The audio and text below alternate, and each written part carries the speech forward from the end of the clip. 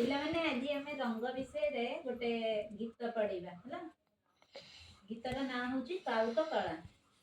ମୁଁ କହିବି ତମ ମୋ ସହିତ କହିବ।